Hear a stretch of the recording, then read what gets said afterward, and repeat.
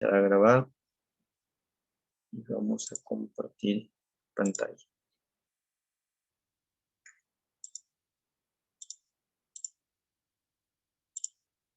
A ver, la clase pasada nosotros vimos el tema relacionado a las características y principios básicos de los derechos humanos.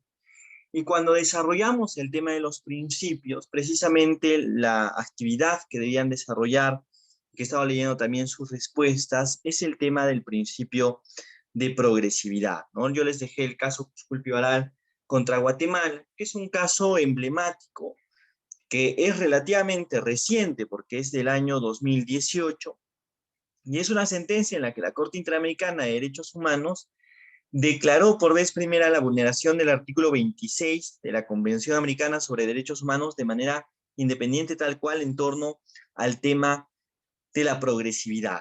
Es cierto que ya en anteriores oportunidades...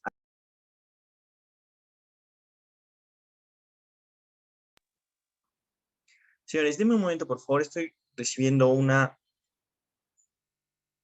O si no, bueno, ya ahora lo veo. Bueno, les decía que el principio de progresividad es un principio trascendental dentro de los derechos humanos y que se ve reflejado en el artículo 26 de la Convención Americana sobre Derechos Humanos. Nosotros luego vamos a ver cuando revisemos la estructura de la convención como tal, que el tratado hace referencia a todos los artículos relacionados a los derechos civiles y políticos, pero que cuando habla de los derechos económicos, sociales y culturales, solamente los agrupa, los conglomera en un solo artículo que es el artículo 26.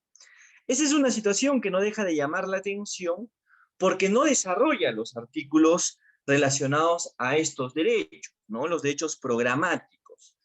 Cuando nosotros revisamos cuál es el concepto sobre todos estos derechos de segunda generación, nosotros debemos entender que estos derechos, al tener una característica de prestacionales, requieren la participación del Estado, y por eso es que se habla del principio de progresividad, ¿no? En el sentido de que estos derechos, al ser prestacionales, requieren de políticas públicas por parte del Estado para su desarrollo, porque no basta simplemente con su reconocimiento, sino que además el Estado tiene que dar una forma de viabilizarlos, y eso solamente se logra a través de las normas, ¿no? A través de normas. Por eso es que los derechos humanos necesitan al menos en ese sentido, de los estados para su cumplimiento. Y bueno, el artículo 26 no establece de una manera específica cuáles son todos esos derechos de segunda generación. ¿Y por qué no lo hace? Por una razón muy sencilla. La situación económica que viven los diferentes países que reconocen o que han firmado la Convención Americana y que reconocen la competencia contenciosa de la Corte, es diferente, ¿no? Esa situación económica es variada. Entonces, el grado de participación por parte del Estado en ese sentido programático de concreción del derecho puede ser diferente entre los estados. Y establecer estándares mínimos es algo en lo que no se pusieron de acuerdo, al menos en la convención. Que claro, ustedes miran, pero profesor, para eso está el protocolo adicional de derechos económicos, sociales y culturales, el protocolo de San Salvador. Y bueno, si nosotros hablamos del protocolo de San Salvador, evidentemente ya vemos un avance en torno a estos derechos.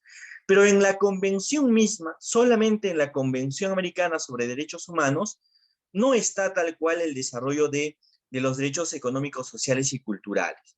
Entonces, el principio de progresividad es un principio que irroga, que se aplica para todos esos derechos, ¿no? ¿Por qué? Porque la progresividad implica eso, que se vayan concretando los derechos y que nunca se pueda hacer una regresión en torno a la protección de algún derecho o que no se pueda hacer sin justificación. Entonces, cuando se habla del principio de progresividad, y yo les hacía mención, o bueno, les dejaba para la lectura el resumen nada más del caso Cusculpi-Varal, la ficha, les decía, en ese proceso, por vez primera, se sancionó a un Estado por haber vulnerado el principio de progresividad. ¿Y por qué les mencionaba esto? Porque a lo largo de los años, como les decía yo en la clase pasada, en muchas circunstancias, los derechos de segunda generación, los derechos económicos, sociales y culturales, se habían visto pospuestos, ¿no?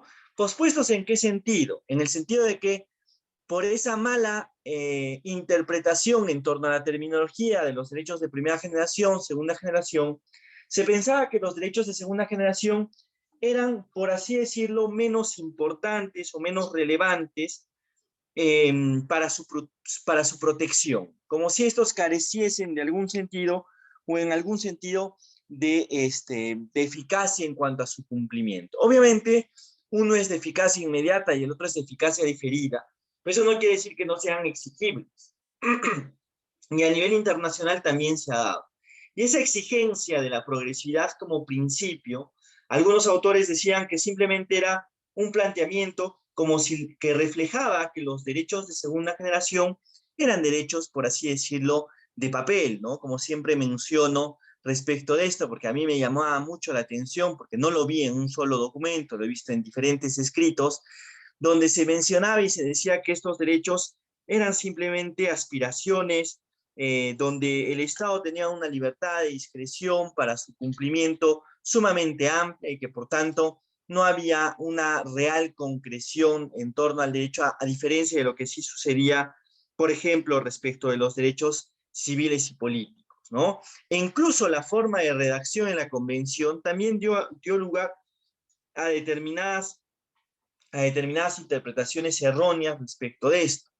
Pero bueno, ya a lo largo de los años, incluso sobre todo en base a las características de los derechos, esa característica de universalidad, a la característica de indivisibilidad, y a otro principio, que es el principio de interdependencia, en torno a esas tres nociones se ha establecido que no existe jerarquía respecto de los derechos. Ya en lo posterior, nosotros vamos a desarrollar de manera mucho más amplia el tema del principio de la interpretación pro homine pro persona, porque tenemos que verlo a raíz de casos concretos. Han habido muchas circunstancias donde se ha aplicado el principio pro homine pro persona, sobre todo porque cuando hablamos de este principio, es un principio que se encuentra reconocido en la misma Convención Americana sobre Derechos Humanos.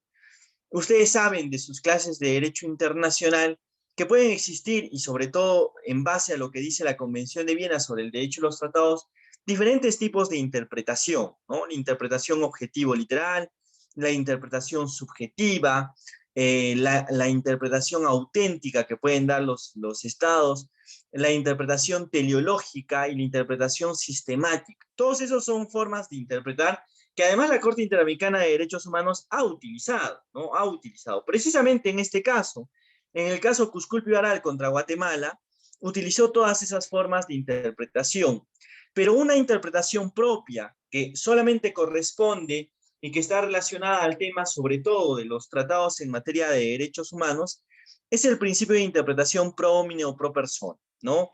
O lo que diría, por ejemplo, la profesora Elvira Ascensión, la pro libertatis. Porque de esta interpretación o de este principio de interpretación también se desprenden muchas otras cuestiones como el indubio pro reo, el indubio pro operario, el pro actione en el debido proceso. Bueno, son bastantes cuestiones que se delimitan a partir del principio pro homine o pro persona. Entonces ya lo vamos a ver de manera mucho más amplia, pero quisiera sobre todo que me comenten, y voy a hacer bueno, voy a llamarlos esta vez al azar, eh, ¿cuál es su postura respecto del caso Cusculpi-Varal? Si realmente Guatemala debía ser condenado por el tema de la progresividad y por qué, ¿no? ¿Y por qué? Vamos a llamar, a ver, al azar, vamos a ver, o si no vamos a llamar, no de esta lista, ya, a la señorita Rosemary Calachúa.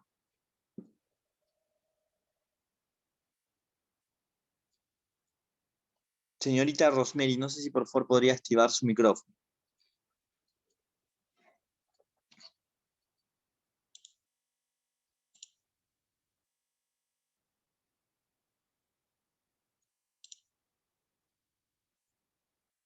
¿No está la señorita Rosemary? Deme un momento, por favor, para ver el tema de la lista.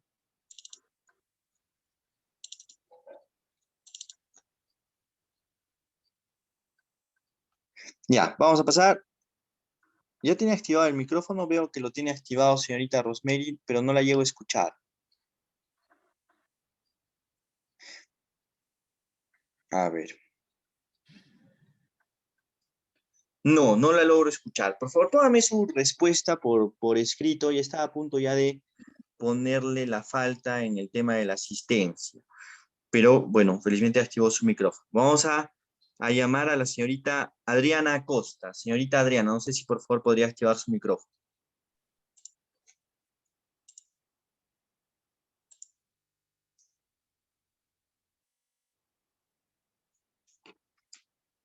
Señorita Adriana.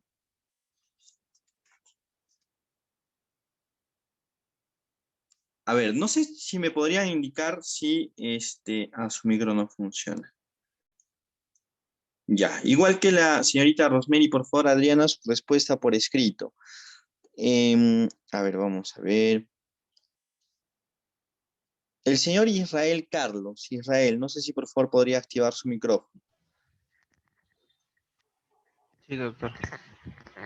Listo, Israel, porque yo justo llamé a dos personas que tenían el micrófono que no podían activarlo, dije, ya si hay una tercera voy a jugarme el día de hoy la tinca.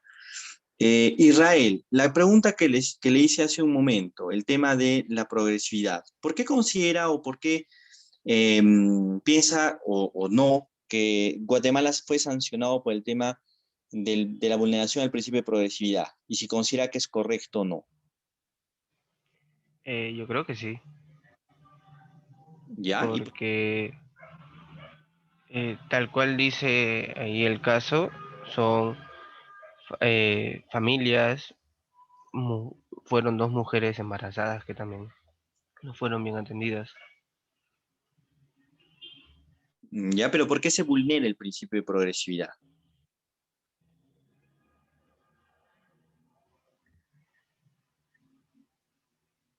Por por una mala atención, por así decirlo. A ver, deme un momento, por favor. Vamos a ver ahora.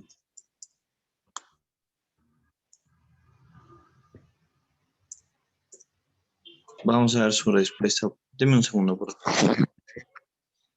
Antes de hacerle el uso de la palabra a Valerie, deme un segundo, por favor, Valerie.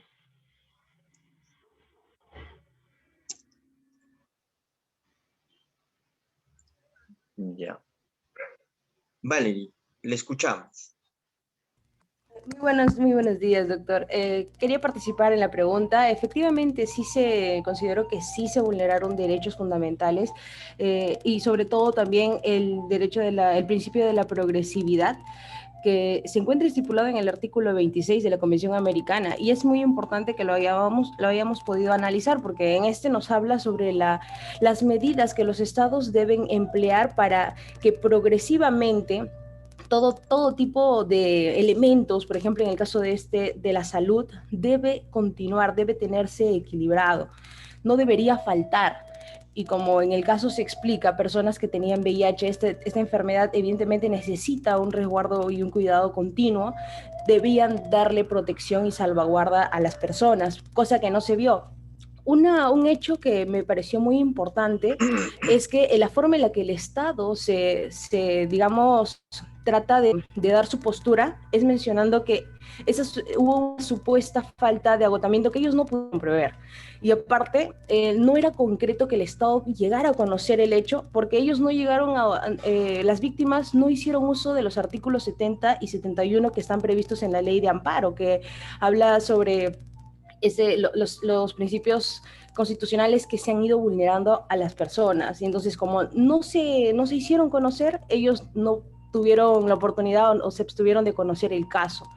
Cosa que creo que haciendo caso a lo que es el principio de progresividad no debió de soslayarse.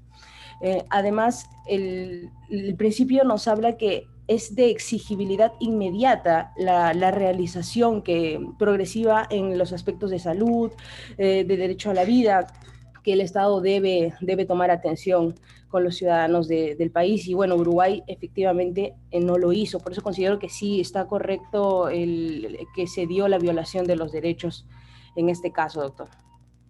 Te agradezco, vale. Guatemala, ¿no? Seguramente Ay, fue perdón, un lapso. Guatemala, bueno, sí, Y no, no Uruguay. se preocupe. A ver, hay algunas cuestiones respecto a las cuales se tiene que hacer alguna precisión, sobre todo en torno a la participación de Valida, antes de hacerle el uso de la palabra. O bueno, primero escucharemos mejor a Victoria para ya dar un cierre. Victoria, la escuchamos. Sí, doctor, buenos días. Lo que quería mencionar es que si bien es progresivo, o sea, no se pedía que se dé una atención quizás en el momento, pero quizás que sea, o sea, progresiva, como la misma palabra lo dice, pues porque no se brindó la atención de salud oportuna y apropiada, generando una inacción estatal, por lo tanto, y cuando se llegó a brindar la atención médica, no se podría llamar atención médica porque fue un acceso limitado, un acceso que no tenía la calidad necesaria para poder atender a las personas que necesitaban y aún más siendo personas tenían su vida en peligro al tener la infección de VIH, pues no, y eso era considerado, el VIH en ese entonces en Guatemala, bueno, hasta ahorita sigue siendo considerado como, o sea, como una enfermedad que pone en peligro la vida, pues, ¿no? Y aún así no se les permitió. Le agradezco, Victoria. A ver, hay dos cuestiones que son muy, muy resaltantes de las participaciones de sus compañeras. En primer lugar, respecto a la participación de Valerie, el tema de la exigibilidad inmediata a la que hizo referencia, y cuando Victoria hace referencia al tema de la inacción estatal. Creo que no existe mejor palabra para, eh, hacer, sobre todo para ejemplificar qué es lo que significa la progresividad y en qué tipo de circunstancias puede ser sancionado un Estado por la vulneración de este principio. ¿Por qué hago referencia a esto? Empezaremos por el tema de la inacción estatal y la vulneración al principio de progresividad. Yo les he dicho que el principio de progresividad está relacionado a los derechos de segunda generación. Por contexto, ¿no? Por contexto, los derechos de segunda generación son derechos progresivos, ¿no? Son derechos de carácter prestacional, a diferencia de lo que sucede con los derechos de primera generación. Entonces, cuando nosotros hablamos de los derechos de segunda generación, estamos hablando de derechos que no tienen una concreción inmediata para su aplicación o su exigencia tal cual, o producir eficacia inmediata por su sola existencia.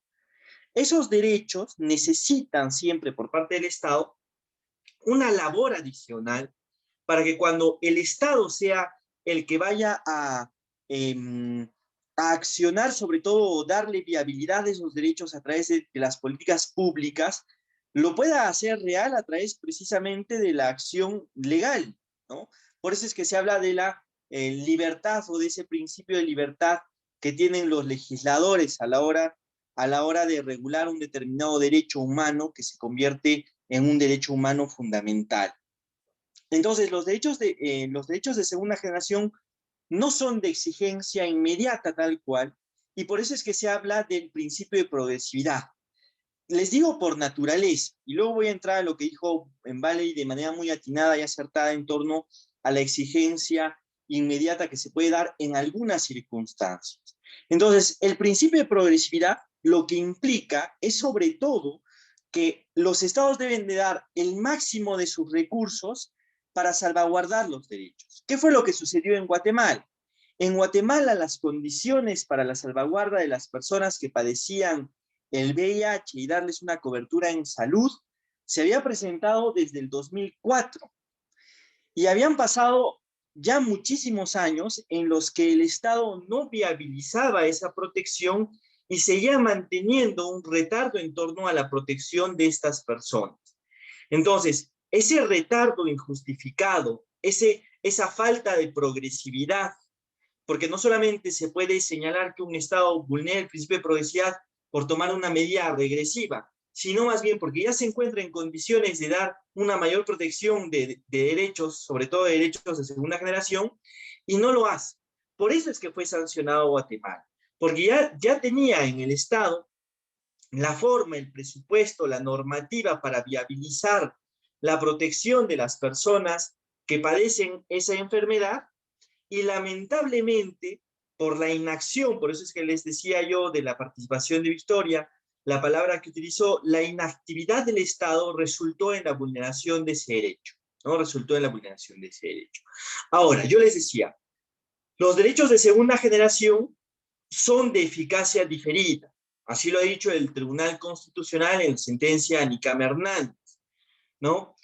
Entonces, cuando nosotros vemos este tema y revisamos esta situación, tenemos que notar que los derechos de segunda generación son de eficacia diferida en el sentido de que por su sola existencia no es que ya sean exigibles, sino que necesitan un desarrollo legislativo posterior para su concreción. Es decir, necesitamos políticas públicas en salud, necesitamos políticas públicas en torno al tema de alimentación, vivienda, educación, todos los derechos de segunda generación, ¿no?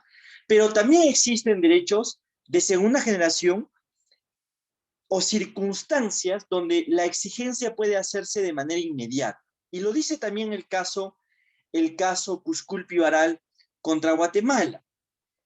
¿Por qué? Porque la exigencia de estos derechos de manera inmediata se debe dar en determinadas circunstancias. ¿Como cuáles? Por ejemplo, el tema del acceso a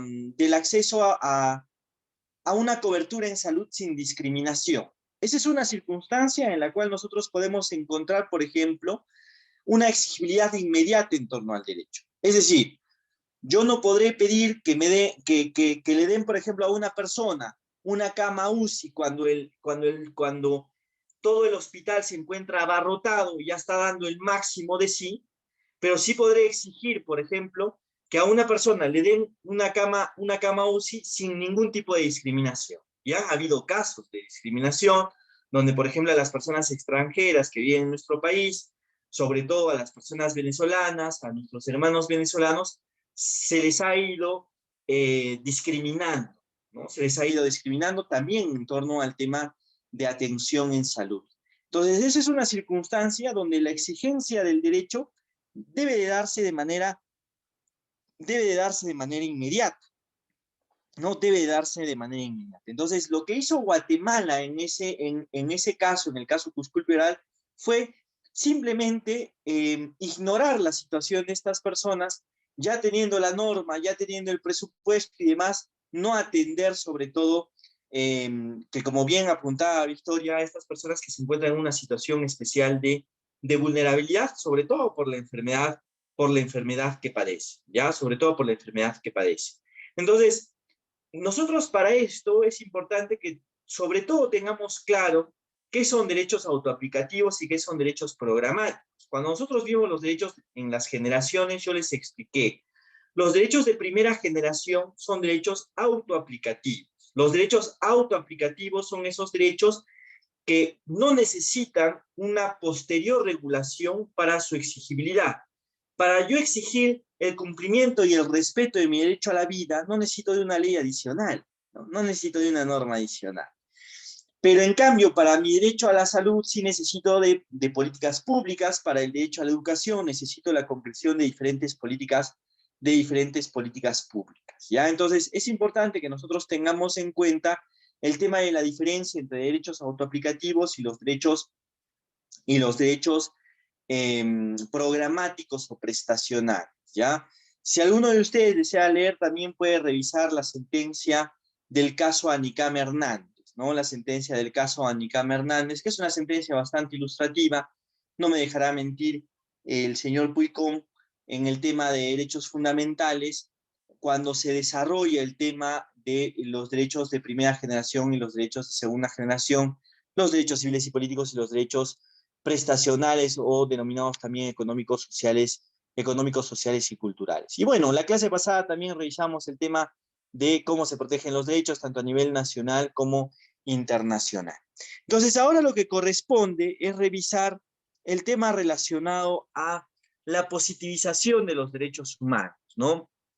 Entonces, para entender la positivización de los derechos humanos, nosotros debemos hacer referencia a los antecedentes más importantes que fueron sobre todo el tema de la Declaración Americana y también el tema de la Declaración de los Derechos y Deberes del Hombre francesa, ¿no? Sobre todo estas dos declaraciones porque son las que marcan, ¿no? Son las que marcan el avance en torno al reconocimiento de los derechos. Ahora, también es importante mencionar que la noción de dignidad obviamente ya existía antes de la edad moderna. No basta pensar que en el cristianismo como tal, pero en el ámbito meramente filosófico era que se desarrollaba la noción de dignidad, ¿no? Desde el entendimiento de Aristóteles hasta el mismo Santo Tomás de Aquino se hacía referencia a ese sentido de dignidad. Recuerden ustedes que la dignidad es el principio básico del cual se desprenden todos los demás derechos. Por eso es que incluso la clase pasada, cuando hablábamos de la señora Ana Estrada, yo les decía, en el caso de la señora Ana Estrada, nosotros hablamos de una situación de la solicitud de una muerte digna y de llevar hasta donde se desee una vida digna, ¿no? Entonces, esa dignidad implicaba la posibilidad de cumplir con obligaciones en un principio, pero no era reconocida como un derecho como tal, ¿ya? Entonces, no fue hasta la Declaración de Independencia precisamente de los Estados Unidos que se mencionaron y sobre todo se enlistaron los derechos fundamentales que pertenecen a todas las personas. Entonces, los posteriores avances y evoluciones siguieron esa misma senda que ya estableció la Declaración de Independencia de los Estados Unidos de América, como les pongo en la diapositiva. Ahora, si nosotros tomamos en cuenta algunas de las características actuales, como por ejemplo la noción de que los derechos le pertenecen a todos los hombres, esta fórmula tal cual en un primer momento fue completamente novedosa, ¿no? Sobre todo porque trascendía el ámbito meramente local para dar cabida a... De mi momento estoy admitiendo a una de sus compañeras que acaba de incorporarse, bueno, que se ha vuelto a reincorporar, les decía, sobre todo para abarcar a toda la humanidad, ¿no? Ya no se dejaba simplemente un reconocimiento estatal. Entonces, los derechos ya no se atribuían por la pertenencia, digamos, a un estado o a una determinada corona o a un estamento, o vamos a decirlo, no se reconocían por una posición social o por una posición económica en particular, sino que se reconocían ya como existentes en todos los hombres simplemente por el hecho de ser. Y ustedes saben que esa es una situación intrínseca en el concepto de los derechos humanos, la situación de que todos tienen, los derechos humanos son inherentes al ser humano simplemente por su calidad de tal, ¿no? Simplemente por su calidad de tal. Entonces, el tema de ya con el pasar de los años, sobre todo cuando se hablaba de hombres, se hacía referencia a un concepto que se prestaba a ideologías en principio clásicas, incluso racistas, ¿no? Más allá del tema de hacer referencia a todos los hombres en esos primeros avances, lamentablemente todavía seguían esas situaciones de discriminación. Entonces, los propios ingleses incluso no tuvieron ningún tipo de resquemor, por así decirlo, en aniquilar y remitir, por ejemplo, a reservas a los indios oriundos de esa tierra. O también el tema de la esclavitud, ¿no? Esclavizar a las personas de raza negra. Entonces, si nosotros revisamos los antecedentes, recién es hasta 1960 que, por ejemplo, las personas de raza negra pudieron votar en los Estados Unidos. Entonces, ya si nosotros nos podemos a revisar los antecedentes, tres podríamos decir que son los elementos característicos de las declaraciones, como les pongo en la diapositiva. La universalidad, la legalidad y también la legitimidad. Entonces, la esencia de una declaración de derechos es sobre todo su universalidad, ¿no? Su pretensión de predicar esos derechos, pero que esos derechos no solamente se circunscriban a un determinado pueblo, sino que esos derechos se irroguen o se señale que pertenecen a todas las personas sin ningún tipo de excepción. Otro punto es el tema de la legalidad, ¿no? Que tiene que ver, por un lado, con la positivización de los derechos fundamentales. Recuerden ustedes que nosotros vimos el tema de la noción de los derechos humanos como derechos positivos, y sobre todo esa legalidad tiene que ver con ese lado, por la positivización de los derechos fundamentales, ¿no?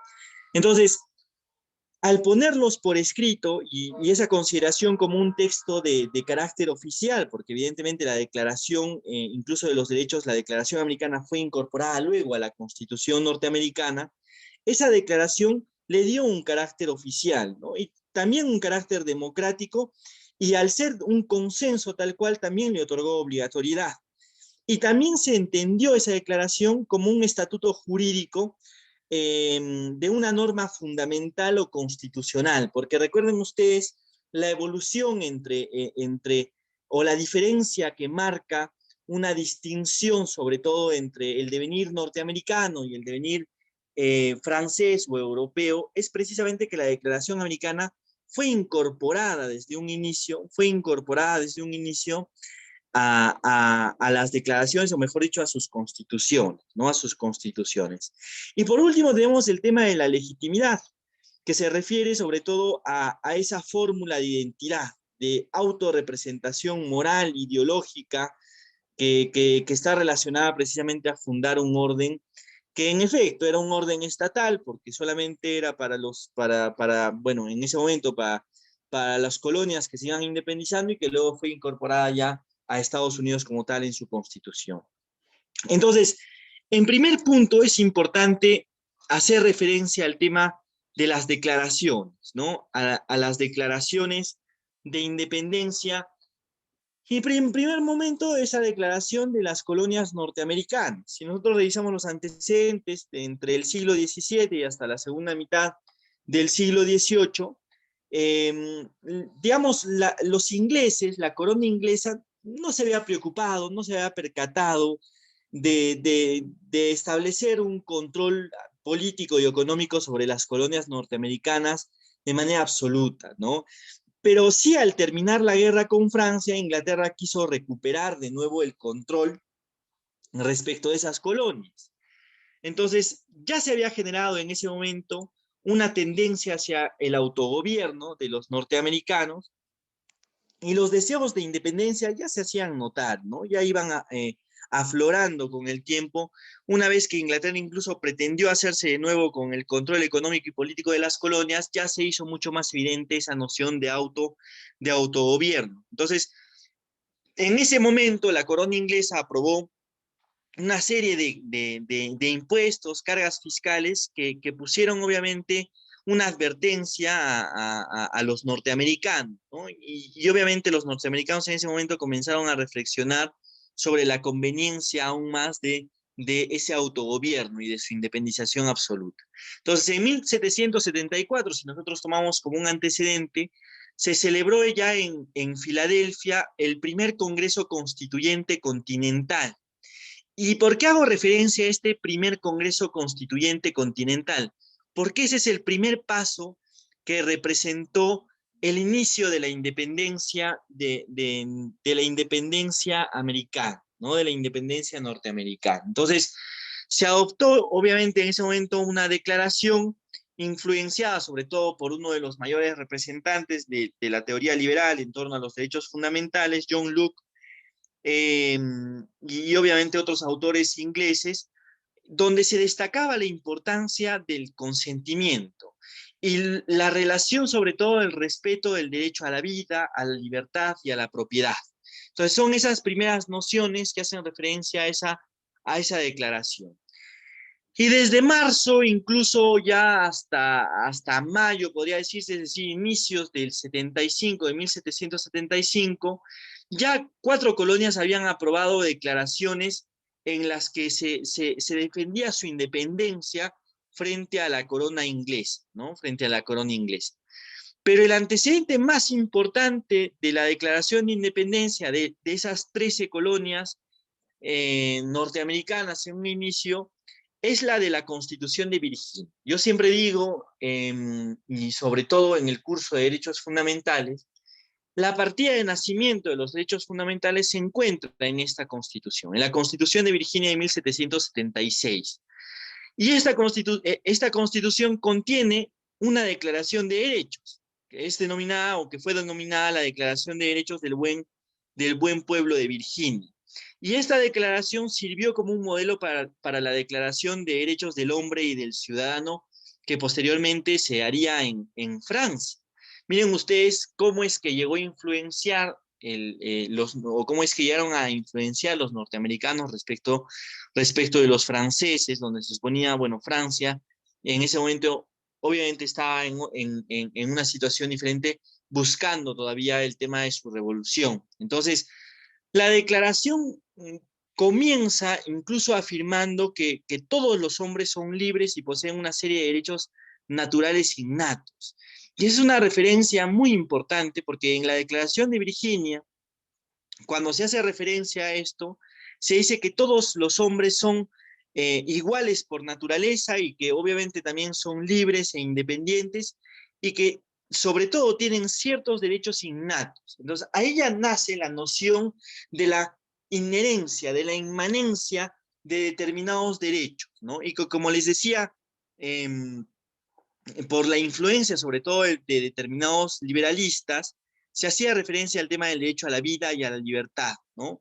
Y esos derechos, tanto la vida como la libertad, también buscaban un tercer punto, que era el punto de la propiedad y de la seguridad. Seguramente muchos de ustedes habrán escuchado ese como un derecho inherente a la persona, el tema de la búsqueda de la felicidad de los estadounidenses, ¿no?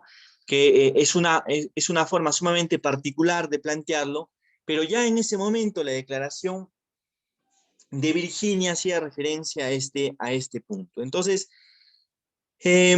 consagraba incluso la declaración en algunos otros derechos, como por ejemplo el derecho al sufragio, también hacía referencia al debido proceso, incluso a la libertad de prensa, ¿no? Entonces, esta declaración constituyó un antecedente sumamente importante porque incluso ya adelantada en su tiempo, porque estamos hablando de 1776, hizo referencia incluso al tema de la libertad religiosa. Pero ese es un primer punto de una colonia específica que, claro, es muy importante el tema de la Constitución de Virginia, porque es la que incorporó la Declaración Norteamericana en su totalidad. Pero otro punto también importante, evidentemente, es ya la Declaración de Independencia de todas las colonias norteamericanas, ¿no? La Declaración de Independencia de las 13 colonias. Entonces, ese punto representó el primer texto en el que se consagraron las teorías justnaturalistas, racionalistas, ¿no? Y en ella se apelaba sobre todo a derechos inalienables, a derechos abstractos, a derechos que le pertenecían a la persona simplemente por su calidad de serlo. Entonces, esa declaración separó de manera definitiva a los norteamericanos de los ingleses. Y la influencia intelectual en ese momento obviamente estaba marcada, como les decía, por Locke o el mismo Paine, para hacer referencia respecto de este tema, solamente por mencionar algunos que con sus teorías, sobre todo justnaturalistas, esas teorías justnaturalistas racionalistas, basaron y pusieron un cimiento en torno a esas declaraciones de derechos. Ahora, los principios básicos de esa declaración, de la Declaración de Independencia de las colonias norteamericanas, se podría decir que en primer lugar se encuentran en la representación parlamentaria, también en la ley natural y en el pacto que significaba eso, ¿no? En el pacto que significaba eso. Y los derechos que más se mencionaron o que más se resaltaron fueron la vida y la libertad, ¿no? Y obviamente el consentimiento del pueblo resultaba decisivo para el tema del poder político y para cualquier decisión que se fuera a tomar, ¿no? Incluso si nosotros revisamos tal cual la declaración de independencia ya de todas las colonias norteamericanas, vamos a poder notar la influencia del justnaturalismo racionalista, ¿no? Sobre todo porque en ese punto se señalaba que se debían entender verdades absolutas, ¿no? Unas verdades donde se mencionaba la declaración, lo dice así, que todos los hombres deben entenderse como creados iguales, dotados por su creador de ciertos derechos inalienables. Entonces ahí nosotros podemos ver todavía una clara influencia religiosa, ¿no?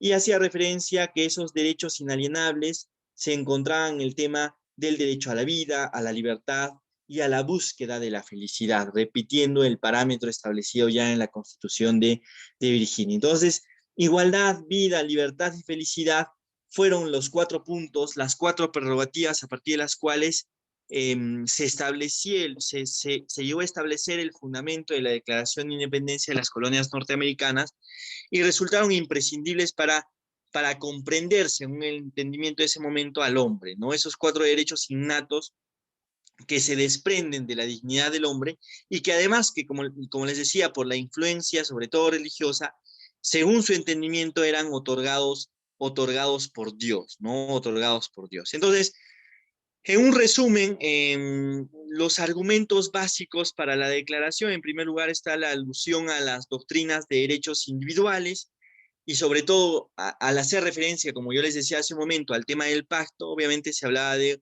un contrato social, ¿no? Y la declaración del monarca inglés como un tirano. Entonces, si nosotros vemos la evolución del derecho norteamericano, vamos a entender que precisamente el sistema político norteamericano se basa en la desconfianza al legislador. Por eso existe el tema de la judicial review, ¿no? La posibilidad de los jueces revisar que si las normas son constitucionales o no. Entonces, siempre en el sistema norteamericano se ha hecho referencia al tema de que en algún momento se puede convertir ese legislador, ya no el tema del monarca, pero sí el legislador que ostenta poder en un tirano. Y por eso es que siempre se da esa desconfianza respecto del legislador. Y el otro punto lo tenemos nosotros en la Declaración de los Derechos del Hombre y del Ciudadano de 1789, ¿no?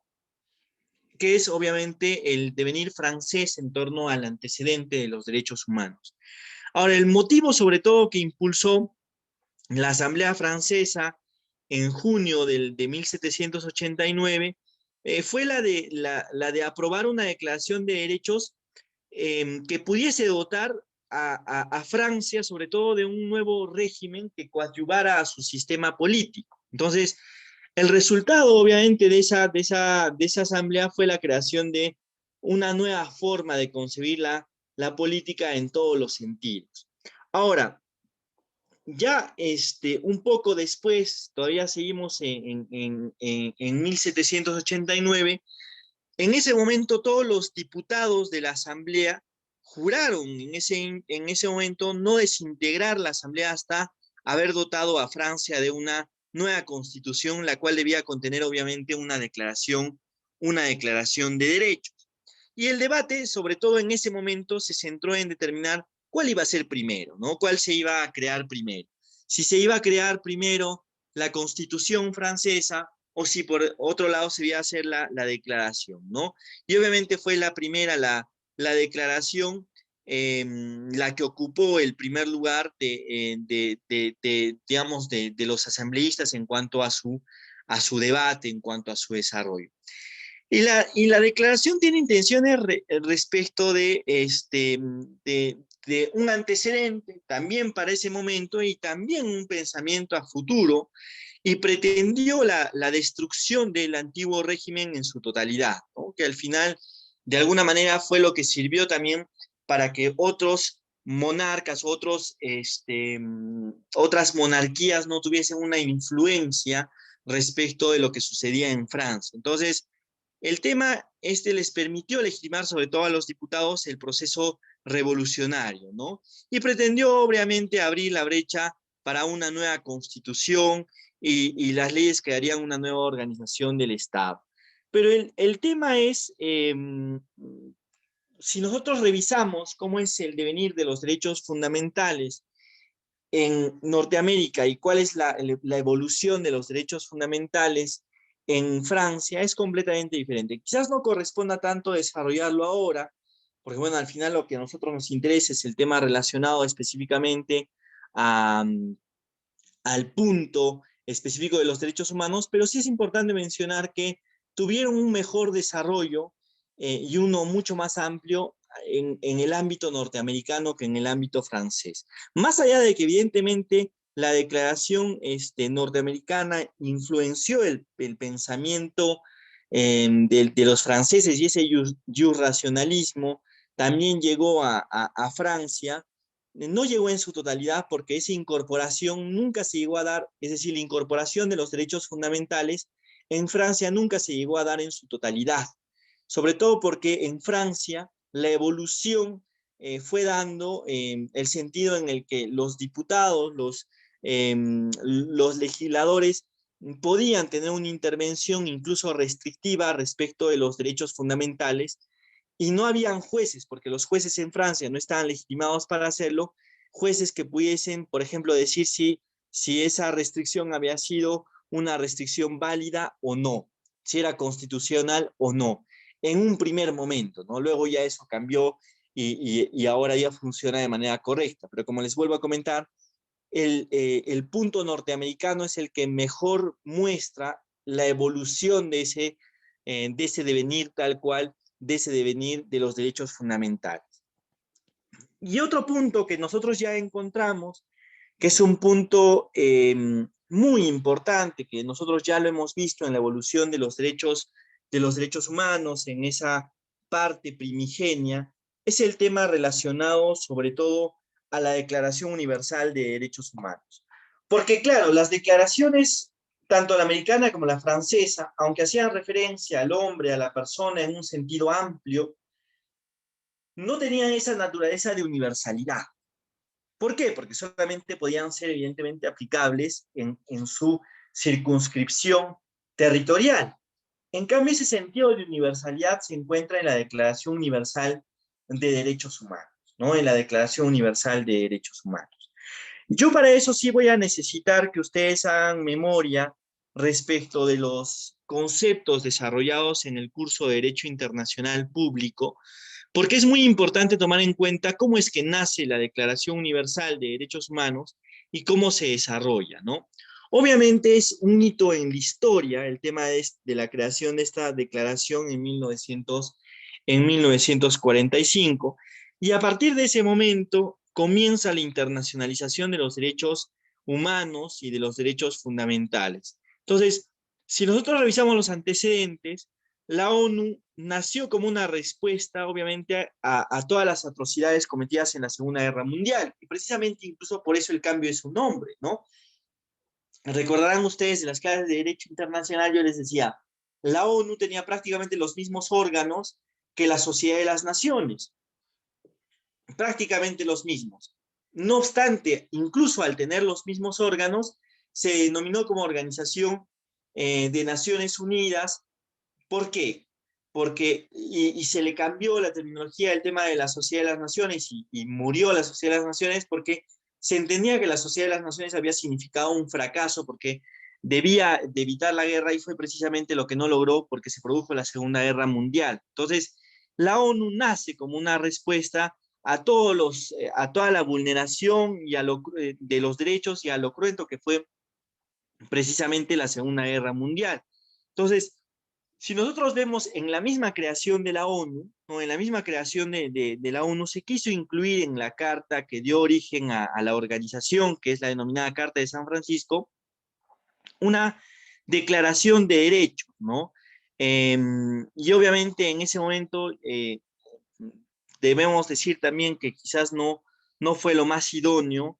Se opusieron la Unión Soviética y también Gran Bretaña se opusieron a que dentro de la carta que daba origen a la organización internacional se incorporaran también una declaración de derechos. Ahora, no obstante eso, sobre todo por el impulso de Estados Unidos, presionó para que por lo menos en algunos artículos de la carta que constituía la creación de la ONU en 1945 se hiciera una referencia a los derechos humanos. Entonces, si nosotros revisamos, por ejemplo, en los artículos 55, el 68 y también el 76 hacen referencia al tema relacionado a los derechos humanos en la Carta de San Francisco, ¿no? Entonces, si vemos primero, por ejemplo, en el 55 vemos que la misma carta dice que con el propósito de crear, dice, condiciones de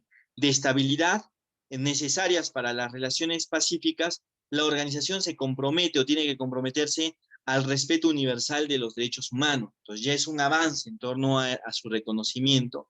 Y también hace una aclaración, porque ahí hace referencia al principio de no discriminación, incluso ya desde el surgimiento de la propia declaración, que es el tema de que no debía existir ningún tipo de distinción por razón de raza, sexo, idioma o religión.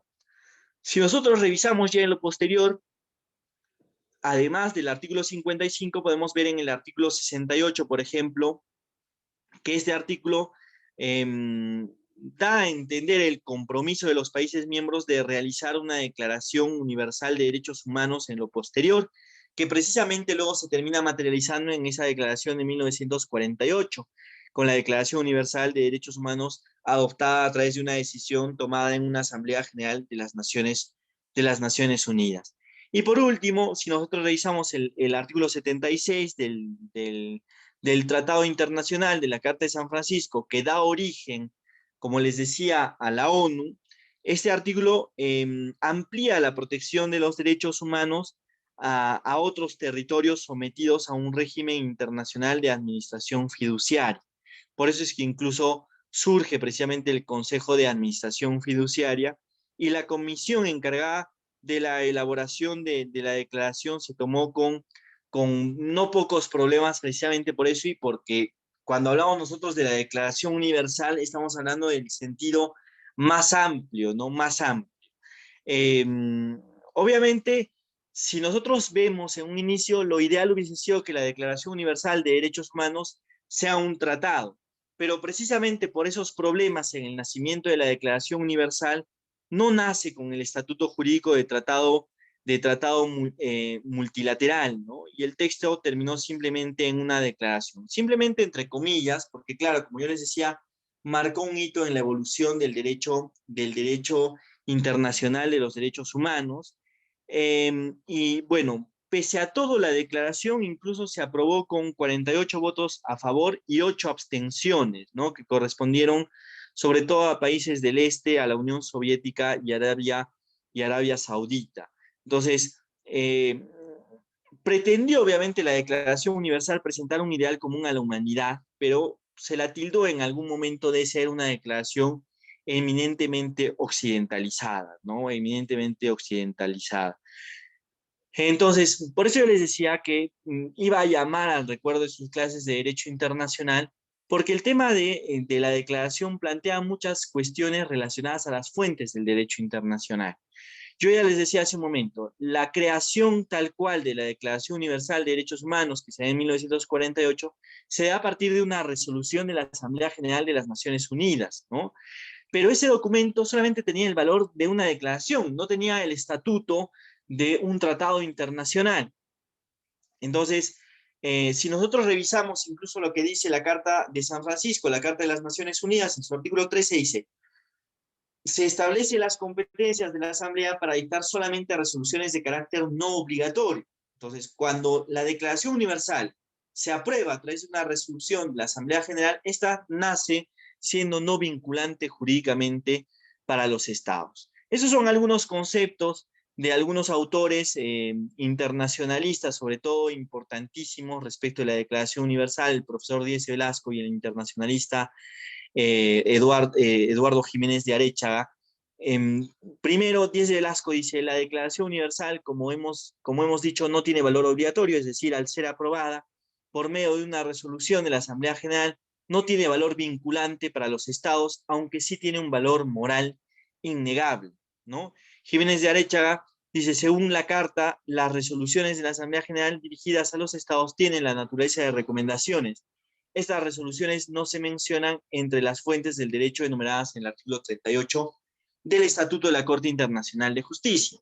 Si ustedes recuerdan las clases de Derecho Internacional, recordarán que yo les decía, las fuentes del derecho internacional, según el artículo 38 del Estatuto de la Corte Internacional de Justicia, son fuentes principales, tratados, costumbre internacional y principios generales del derecho, y fuentes auxiliares, la doctrina y la jurisprudencia, ¿no?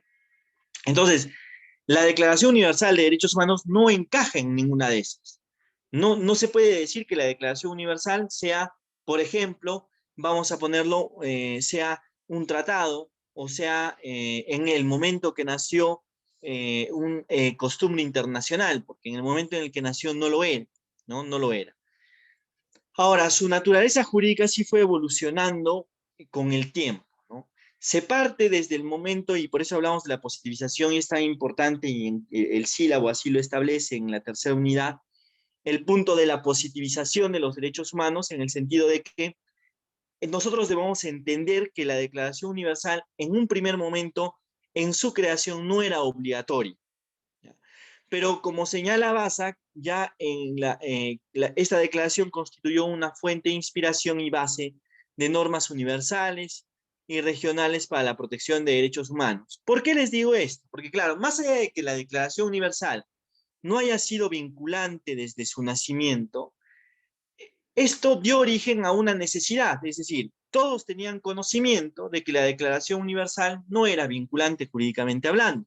Es más, ante la duda, se le consultó a la Secretaría General de las Naciones Unidas en el 62 qué naturaleza tenían o qué naturalezas tenían las resoluciones de la Asamblea General, y la Secretaría respondió y dijo que eran meramente recomendaciones. Y precisamente el mismo nombre de la Declaración Universal lo da a entender, ¿no? Declaración Universal de Derechos Humanos. No es un tratado internacional, ya no es un tratado internacional. Pero con el pasar del tiempo, sí se llegó a convertir en un documento de carácter obligatorio. Y ustedes dirán, profesor, entonces usted nos está diciendo que el tratado, o mejor dicho, la declaración, que no es un tratado, evolucionó y ahora es vinculante. Sí, claro, es vinculante jurídicamente porque se ha convertido en costumbre internacional. Recuerden ustedes, los elementos de la costumbre internacional son dos: el elemento material, que es la práctica común, y el elemento espiritual, que es la opinio juris en el ámbito internacional. Y la opinio juris es esa convicción de cumplimiento, ¿no? Por eso es que les pongo aquí el tema de cómo es que se va materializando el elemento material en el tema de la Declaración Universal de Derechos Humanos, primero con la proclamación de Teherán del 68, con el voto unánime, como les pone en la diapositiva, de 84 estados representantes en la Conferencia Internacional de Derechos Humanos, donde se señaló: la Declaración Universal de Derechos Humanos enuncia una concepción común a todos los pueblos de los derechos iguales e inalienables de todos los miembros de la familia humana, y la declara obligatoria para la comunidad internacional. Entonces ahí nosotros ya podemos ver, por ejemplo, un primer momento en el que un gran número de estados reconocen la naturaleza obligatoria de la Declaración Universal de Derechos Humanos. Un segundo momento donde se materializa el elemento material es el acta final de Helsinki del 75, ¿no? Que fue suscrita por 33 estados, como les pongo en la diapositiva, y también Estados Unidos y Canadá. Si se revisa qué es lo que dice, en el campo de los derechos humanos y las libertades fundamentales, los estados participantes actuarán de conformidad con los propósitos y principios de la Carta de las Naciones Unidas y con la Declaración Universal de Derechos Humanos. Entonces, esa es una evidente forma de cómo nosotros entendemos el tema de la Declaración Universal de Derechos Humanos en el plano internacional y cómo se fueron materializando estos principios. Ahora, el elemento espiritual ya se fue concretando en torno al tema de su incorporación en los diferentes estados por esa convicción que generaba su cumplimiento. Si nosotros revisamos, por ejemplo, las disposiciones transitorias y finales de nuestra Constitución, ahí se hace referencia al tema de al tema de la obligatoriedad de la Declaración Universal de Derechos Humanos. Si ustedes revisan todos los tratados internacionales existentes hasta el momento, en todos los tratados internacionales se menciona como un antecedente la Declaración Universal de Derechos Humanos y su carácter obligatorio. Si nosotros revisamos la opinión consultiva número 10 de la Corte Interamericana de Derechos Humanos del año 89, ustedes van a poder observar también cómo la Corte Interamericana en esa opinión consultiva señala que la Declaración Universal, al igual que la Declaración Americana de Derechos Humanos, tienen un carácter vinculante jurídicamente hablando y que con el pasar de los años se han convertido en costumbre internacional, ya se han convertido en costumbre internacional. Luego tenemos el tema de ya esa naturaleza, ¿no? Si es costumbre nada más o si también debería ser considerada como jus cogens internacional, ¿no? Jus cogens internacional. Y para eso sí me permitiría preguntarles a ustedes, ¿qué es el jus cogens internacional? No sé si, bueno, vamos a llamar mejor por lista. a la señorita Valeria Vargas. No sé si por favor Valeria podría activar su micrófono, Valeria. Am, Doctor, Sí, ¿cómo está Hola. Valeria? Justo ahora recién la escucho. ¿Cómo está? Buenos días, gusto de saludarla. Valeria, ¿usted recuerda el concepto de jus cogens? ¿Qué significa jus cogens?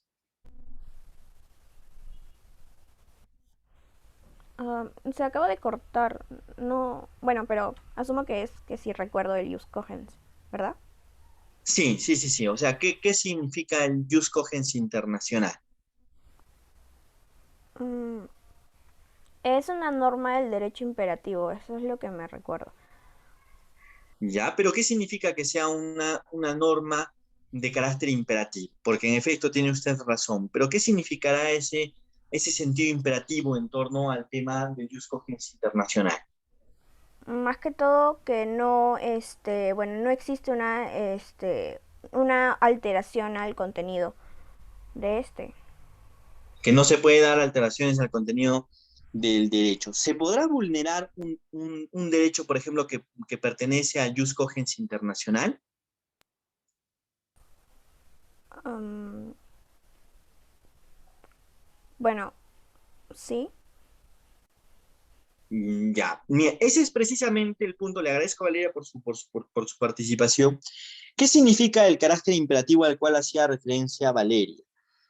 Cuando Valeria hacía referencia al tema de que es una norma de carácter imperativo, que no cambia con el tiempo, que obviamente no varía con el tiempo, tiene un carácter de imprescriptible, lo que significa eso es que es de aplicación obligatoria para todos, ¿ya? Para todos, es decir, opera erga omnes, y nadie, ningún Estado puede escapar de su situación, ¿ya? De su respeto y de su cumplimiento. Entonces, las normas del derecho que pertenecen al jus cogens internacional son muy, muy justas, ¿no?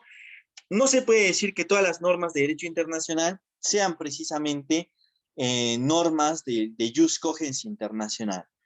Las normas de jus cogens internacional señalan o implican ese carácter imperativo porque imponen su cumplimiento. Un Estado no puede reconocerla, ¿ya? Tranquilamente puede no tenerlo dentro de su normativa interna, pero aún así está en la obligación de respetar. ¿Por qué? Por ese carácter imperativo de la normativa. Vamos a seguir con el tema de la Declaración Universal. De mi momento, por favor. Aprovecharé porque ya ha pasado hora y media desde que hemos iniciado en darles un breve receso, un break de unos 10 minutos, ya que no hemos tomado a los 45 minutos, un receso de 10 minutos, mientras yo también marco en el sistema, ¿ya? Entonces, 10 minutos y nos reincorporamos al desarrollo de la sesión.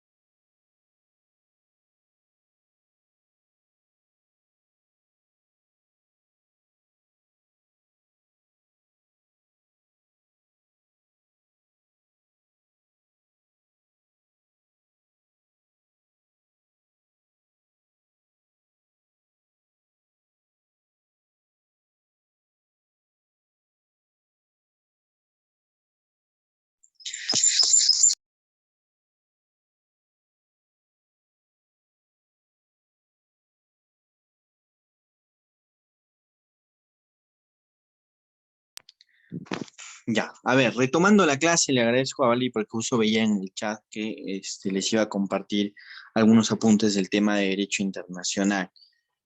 A ver, el tema que nosotros estamos avanzando ahora, que tiene que ver precisamente con la Declaración Universal de Derechos Humanos, yo les decía, la Declaración Universal no nace dentro de las fuentes tradicionales del derecho internacional, es decir, no nace dentro de los parámetros establecidos en el artículo 38 del Estatuto de la Corte Internacional de Justicia, es decir, no nace como tratado, no nace como costumbre internacional y tampoco como un principio general del derecho, y tampoco se podría decir que nace de la doctrina y de la jurisprudencia, es decir, es un documento que nace de la asamblea de un órgano, o mejor dicho, de una organización, que es la Organización de las Naciones Unidas, y la Asamblea es ese órgano de esa organización, ¿no? Entonces, cuando nace, no tenía ese efecto vinculante, no tenía ese efecto jurídicamente obligatorio. Sin embargo, como yo les explicaba, se cumplieron tal cual los elementos de la costumbre internacional, y ese documento que nació siendo no vinculante, con el pasar de los años se convirtió en vinculante jurídicamente. Primero, con esos actos donde en un primer momento con la proclamación de Teherán y en un segundo momento con el acta final de Helsinki, donde ya muchos estados lo reconocían. Pero también otro acto donde se materializa y donde también se ve el tema del elemento espiritual, es precisamente el punto en el que todos los estados la van incorporando en su constitución. Nosotros no fuimos la excepción, y todos los tratados internacionales en materia de derechos humanos también lo reconocen así tal cual. Entonces, la naturaleza de la Declaración Universal de Derechos Humanos en la actualidad, qué duda cabe, es de costumbre internacional. Es decir, sí o sí es costumbre internacional. Pero cierta parte de la doctrina también entiende que la Declaración Universal de Derechos Humanos forma parte del jus cogens internacional, ¿no? Entonces, señala esa parte que resulta obligatoria en tanto es expresión jurídica positiva de un principio generalmente aceptado en el derecho internacional contemporáneo, que es el de la dignidad de la persona humana.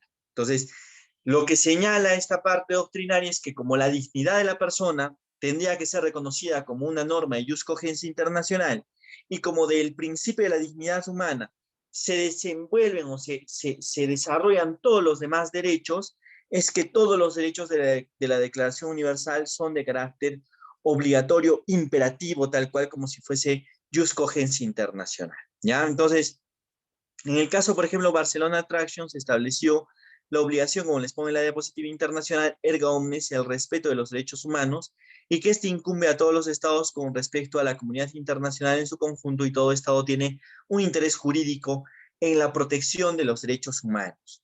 Pero ahí hay que preguntarse, ¿no? ¿La Declaración Universal es en su totalidad una norma de jus cogens internacional? Para hacer referencia a algunas normas de jus cogens internacional que han sido declaradas a lo largo de los años. Por ejemplo, si nosotros revisamos el punto de la prohibición de la tortura. La prohibición de la tortura es una norma de jus cogens internacional, no admite restricción, es una norma erga omnes que se aplica para todos los estados, independientemente de si los estados han adoptado o no algún tratado internacional de prohibición de la tortura, porque existe un tratado en el Foro Universal, que es la Convención en contra de la tortura, los malos tratos inhumanos y degradantes, pero incluso si no lo han, no han firmado ese tratado internacional, todos los estados se encuentran sometidos a esa norma imperativa de la prohibición de la tortura. Lo mismo pasa con ese principio relacionado a las comunidades indígenas, que es la libre autodeterminación de los pueblos. La libre autodeterminación de los pueblos es una norma de jus cogens internacional. Lo ha dicho y lo ha recalcado incluso la Corte Interamericana de Derechos Humanos a lo largo de su jurisprudencia en todos los casos en los que ha revisado casos de comunidades indígenas. Entonces, si nosotros revisamos y entendemos el tema de la norma imperativa, qué significa el jus cogens internacional, entenderemos también que no todas las normas de la Declaración Universal de Derechos Humanos pueden ser entendidas como normas de jus cogens internacional. Y precisamente respecto a eso gira la actividad del día de hoy, donde se les va a pedir que identifiquen qué normas consideran ustedes normas de jus cogens internacional dentro de la Declaración Universal de Derechos humanos, ¿no? Entonces, ¿cuál es la conclusión, como les pongo en la diapositiva? No cabe duda que los derechos contenidos en la Declaración Universal de Derechos Humanos han sido recogidos por la práctica reiterada y uniforme de los estados y por eso se han convertido en en costumbre internacional, ¿no? Forman parte de ese derecho consuetudinario. Sin embargo, estos derechos han sido también consagrados como normas de jus cogens, algunos, ¿no? Entonces, se trata de derechos consagrados en normas internacionales de origen diverso, tanto consuetudinario como de jus cogens internacional. Ahora, ustedes me dirán, profesor, ¿y dónde encajan los jus cogens internacional en esas categorías o principios de los cuales ustedes han hablado, en esas normas o fuentes del derecho internacional? El jus cogens internacional serán los tratados, será la costumbre internacional, serán los principios generales del derecho, no. Jus cogens internacional es una norma que se encuentra por encima de todos. Es decir, un tratado puede tener normas de jus cogens internacional, sí. Una costumbre podrá tener prerrogativas de jus cogens internacional también. Pero bajo ninguna circunstancia, ningún tratado, ninguna costumbre internacional, ningún principio general del derecho, ninguna doctrina, ninguna jurisprudencia, que son las 5 fuentes del derecho internacional, pueden ir en contra de las normas de jus cogens internacional. Es decir, el jus cogens internacional está por encima de todo eso, ¿ya? Está por encima de todo eso. Y cuando hablamos nosotros de jus cogens internacional, y Valeria hacía referencia a ese tema hace un momento, cuando decía son normas de carácter imperativo, es precisamente el tema de que ese sentido imperativo es que es de obligatorio cumplimiento para todos. Un tratado que va en contra de una normativa de jus cogens internacional es nulo de pleno derecho, ¿ya? Es nulo de pleno derecho, es además una nulidad absoluta, ¿ya? Es una nulidad absoluta. Además, si la costumbre internacional va en contra de la costumbre internacional, no puede constituirse en costumbre como tal, porque sería atentatoria y vulneratoria de principios generales del derecho. Entonces, no se puede ir en contra del jus cogens internacional, ¿ya? Entonces, el día de hoy, la actividad que se les va a dejar es esta, ¿no? Por eso es que, bueno, ustedes todavía no la pueden observar, ahora voy a mostrar. Estimados estudiantes, de acuerdo a los conceptos desarrollados en el día de hoy, explique qué disposición qué disposiciones de la Declaración Universal consideran normas de jus cogens internacional, en base a los conceptos que nosotros ya hemos visto. Es tiempo, creo yo, más que suficiente, hasta las 10:15. Obviamente pueden demorarse un poco más o entregarlo también en el transcurso del día, pero lo ideal es que lo presenten hasta las 10:15. Una cuestión adicional, se nos ha solicitado que todos los estudiantes, mientras desarrollan esta actividad, se encuentren conectados al Zoom. Es decir, nadie puede salir del Zoom hasta que termine la actividad o las 10:15 de la mañana y terminen y envíen para su revisión, ¿ya? Solamente hacer esa aclaración para que, bueno, aunque nosotros ya hemos terminado la parte conceptual, esta es la parte práctica, como si estuviésemos en clase, que ustedes desarrollen y tienen que estar conectados al Zoom, y yo también evidentemente voy a estar conectado a la plataforma Zoom. No sé si tengan alguna duda, alguna pregunta respecto de lo que hemos desarrollado el día de hoy, señores, señoritas, o respecto de la actividad y demás. No sé si tengan alguna pregunta, chicos. ¿Ninguna? Perfecto. Ya, entonces todo claro. Les pido por favor ingresen al aula virtual. Ahora yo ya puse mostrar, como ustedes han podido observar. Si no les aparece la actividad, tendrían que simplemente actualizar. Lady está levantando Doctor. la mano. Lady, le escuchamos. Sí, doctor. Quería preguntarle, usted aclaró el significado de la norma jus cogens, que son normas imperativas que están sobre rango, pero quería preguntarle más o menos cómo podemos identificarlas en los derechos humanos. Ese es un punto, por eso es que se da la práctica, le agradezco, Lady, porque si ustedes ven, la Declaración Universal de Derechos Humanos tiene un conjunto de prerrogativas generales, amplísimas. Es más, si ustedes me dicen, el derecho a la vida es una norma de jus cogens internacional, ¿no?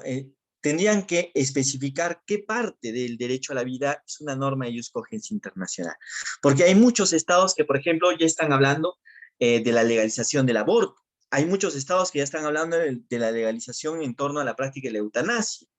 Nosotros lo vimos el año pasado con bueno, el año pasado no, perdón, la semana pasada con el caso de la señora Ana Estrada. Entonces, para poder identificar los derechos, no es en la totalidad del derecho, sino simplemente que ustedes revisen, digamos, el derecho a la vida, que sí tiene una parte de Jus Cogens Internacional, el respeto del derecho a la vida, y vean qué parte está relacionada a ese carácter imperativo. Esa es precisamente la práctica que quiero que desarrollen el día de hoy. Entendiendo que, obviamente, cuando vean ustedes un derecho, tienen que plasmar la parte no negociable de ese derecho. Es decir, cuál es la esencia del derecho que bajo ninguna circunstancia podría ser objeto de vulneración o de restricción, ¿no? De vulneración o de restricción. La señorita Joyce está levantando también la mano. Joyce, no sé si por favor podría activar su Sí, micrófono. doctor, lo que pasa es que estoy en la actividad que usted está dejando y me sale que la tarea está retrasada por 3 días y la fecha de entrega ha debido ser el 24 Ha de... habido seguramente un error en la configuración. Deme un momento, por favor, ahora mismo lo voy a ver porque si no les va a salir a todos el retraso. Le agradezco, Joyce, por la referencia. Valerie también está levantando la mano. Valerie, no sé qué duda tenga. No, doctor, la compañera Joyce ya lo dijo, justo eso también había notado y se lo iba a informar, doctor. Qué raro, ¿por qué habrá salido 23 de marzo del 2021? Ya como si fuese de otra fecha. Le agradezco también, Valeria. Ahora mismo lo voy a verificar. En realidad, fecha de entrega, bueno, yo la dejo inhabilitada y solamente pongo permitir entregas a partir para que no le salga el mensaje de que lo han entregado tarde o lo han entregado mal. Ya, ahora sí, ya debería estar. Actualícenlo, por favor, para que no haya inconvenientes. La señorita Andrea también está levantada la mano. Andrea, le escucho. Sí, sí, doctor, buenos días. Más o menos lo que le entendí ahorita que le explicó mi compañera, pues estamos hablando de derechos en la cual no son negociables, ¿verdad? O sea, que tienen carácter imperativo entre todo el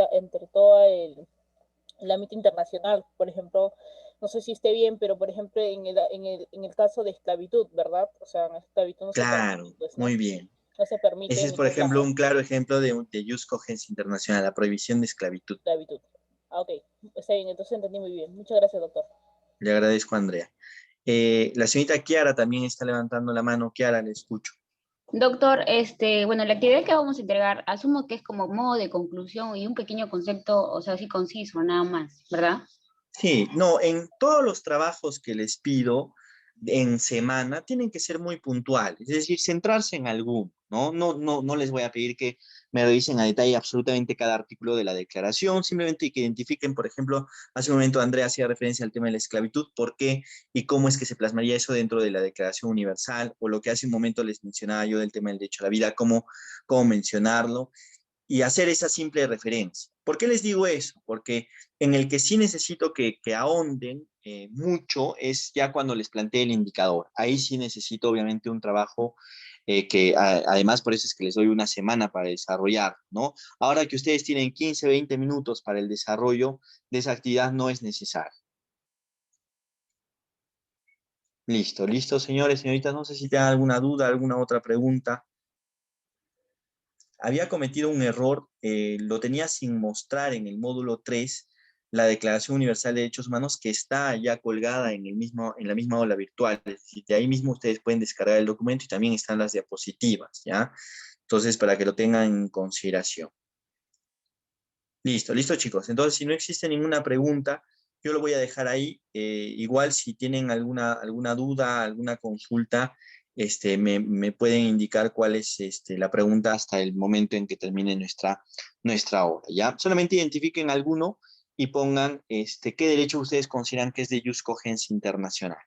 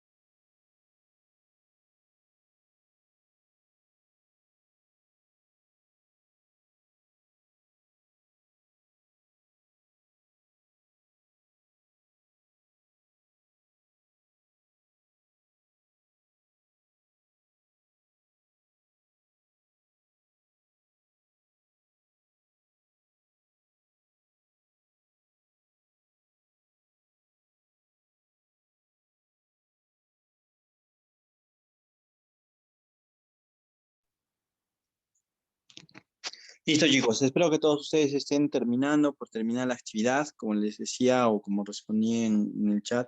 Si alguno de ustedes se demora un poco en presentarlo y demás, no hay ningún inconveniente, ¿ya? La idea es obviamente que la actividad la desarrollen en este lapso de tiempo. Listo. Justo María José me pregunta si debe entregarse en formato PDF o en Word. No, no, no. Solamente como una respuesta de texto. Si desean hacerlo en Word, también pueden presentarlo o adjuntarlo. No hay ningún inconveniente. Listo, listo, chicos. Nada, les mando un abrazo. Espero que todos ustedes se encuentren bien de salud. Hasta luego. Muchas gracias.